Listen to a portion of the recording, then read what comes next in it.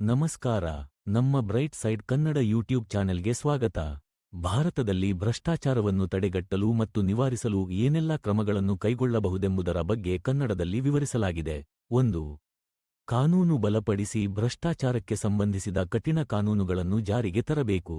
ಭ್ರಷ್ಟಾಚಾರ ನಡೆಸುವವರ ಮೇಲೆ ತಕ್ಷಣ ಕಾನೂನು ಕ್ರಮ ಕೈಗೊಳ್ಳಬೇಕು. ಜಾಗತಿಕ ಮಾದರಿಯಂತೆ ಸಮಾನತೆಯ ನ್ಯಾಯ ವ್ಯವಸ್ಥೆ ಅಳವಡಿಸಬೇಕು. 2. ಸಾಮಾನ್ಯ ನಾಗರಿಕರ ಜಾಗೃತಿಗೆ ಶ್ರಮ.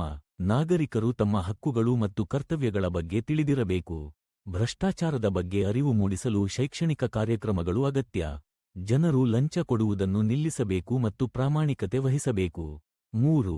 ಸಮಗ್ರ ಶಿಕ್ಷಣ ವ್ಯವಸ್ಥೆ. ಶಾಲೆಗಳಲ್ಲಿ ಪ್ರಾಮಾಣಿಕತೆ ಮತ್ತು ನೈತಿಕ ಶಿಕ್ಷಣವನ್ನು ಕಡ್ಡಾಯವಾಗಿ ಸೇರಿಸಬೇಕು. ಯುವ ಪೀಳಿಗೆಯ ಬಳಿ ಮಾನವೀಯ ಮೌಲ್ಯಗಳನ್ನು ಸಾರುವ ಪಾಠಗಳನ್ನು ಹೊಂದಿಸಬೇಕು. 4.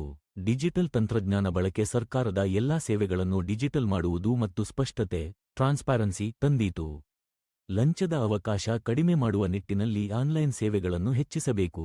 5. ಭ್ರಷ್ಟಾಚಾರದ ವಿರುದ್ಧ ತೀವ್ರ ದಂಡ. ಭ್ರಷ್ಟ ಅಧಿಕಾರಿ ಅಥವಾ ಲಂಚಕ್ಕಾಗಿ ಒತ್ತಾಯಿಸುವವರ ಮೇಲೆ ಆರ್ಥಿಕ ದಂಡ ಮತ್ತು ಶಿಕ್ಷೆ ವಿಧಿಸಬೇಕು. ಭ್ರಷ್ಟಾಚಾರದ ವಿರುದ್ಧ ನಿಗಾ ನಡೆಸುವ ಲೋಕಾಯುಕ್ತ ಮತ್ತು ಸಿಬಿಐನಂತಹ ಸಂಸ್ಥೆಗಳನ್ನು ಬಲಪಡಿಸಬೇಕು. 6. ಗಮನಾರ್ಹ ಬಲವಾದ ಪತ್ರಿಕೋದ್ಯಮ. ಮಾಧ್ಯಮಗಳು ಭ್ರಷ್ಟಾಚಾರವನ್ನು ಬಹಿರಂಗಗೊಳಿಸಲು ನಿರಭ್ಯಂತರವಾಗಿರಬೇಕು. ಸಾರ್ವಜನಿಕರಿಗೆ ಸತ್ಯವನ್ನು ತಲುಪಿಸುವಲ್ಲಿ ಮಾಧ್ಯಮಗಳ ಪಾತ್ರ ನಿರ್ಣಾಯಕವಾಗಿರಬೇಕು. 7. ಸಾಮಾಜಿಕ ಪ್ರಜ್ಞೆ ಮೂಡಿಸುವುದು. ಸಾರ್ವಜನಿಕರು ಭ್ರಷ್ಟಾಚಾರವನ್ನು ತಡೆಗಟ್ಟಲು ಸಹಕಾರ ನೀಡಬೇಕು. ಜಾಗೃತ ವ್ಯಕ್ತಿಗಳು ಆರ್ಟಿಐ ಮಾಹಿತಿ ಹಕ್ಕು ಕಾಯಿದೆ ಬಳಸಿ ಸಮಸ್ಯೆಗಳನ್ನು ಬಹಿರಂಗಪಡಿಸಬಹುದು. 8. ರಾಜಕೀಯ ಶುದ್ಧೀಕರಣ. ರಾಜಕೀಯದಲ್ಲಿ ಪ್ರಾಮಾಣಿಕ ಮತ್ತು ಶುದ್ಧ ವ್ಯಕ್ತಿಗಳನ್ನು ಮಾತ್ರ ಆಯ್ಕೆ ಮಾಡಲು ಮತದಾರರು ಜಾಗೃತರಾಗಬೇಕು. ಅಕ್ರಮ ಹಣದ ಬಳಕೆ ತಡೆಯಲು ಸೂಕ್ತ ಮಾರ್ಗಗಳನ್ನು ಅನುಸರಿಸಬೇಕು. 9.